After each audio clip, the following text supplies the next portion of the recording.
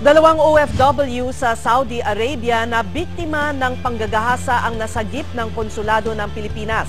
Ang isa ay ginahasa umano ng kanyang amo at isang room boy sa isang hotel sa Jeddah. Ang isa naman ay ni-rape umano ng kapatid ng kanyang amo. Exclusive mula Jeddah, Saudi Arabia, ibandila mo, Charles Tabu.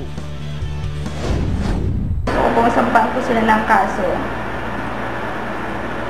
para lang po makamit ko po yung hustisya. Galit ang nararamdaman ni alias Melinda matapos umano'y gahasahin siya ng kanyang amo at isang room boy sa isang hotel. Una raw siyang pinagsamantalahan ng room boy at pagkatapos ng ilang araw, ang amo naman niya. Naaresto ang employer pero nakatakas ang room boy. We were able to take her into custody and they were also able to take custody of the employer. They were brought back to the police station for initial investigation.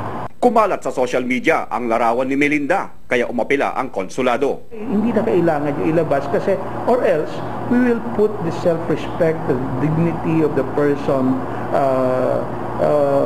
in jeopardy in doing so. Tubong Bagyo, may asawa at 3 anak.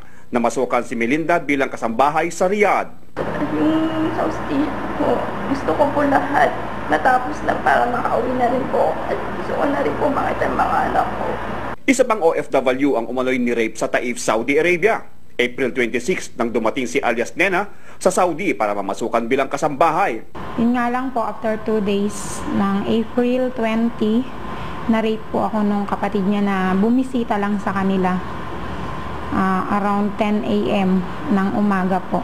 Bali tulog pa yung amo kong babae, tapos yung amo ko naman pong lalaki nakapasok na ng office. Sa tulong ng konsulado at koordinasyon ng community leader na si Red Bual, plinano ang rescue operation. Sabi namin, sige, pupunta na kami dyan. Nang ma-confirm ko na siya, ay pinasakay na lang namin para ma-secure. Si Nena at Melinda ay kasalukuyang nasa pangangalaga ng konsulado sa Jeddah. Charles Tabu, ABS-CBN News, Jeddah.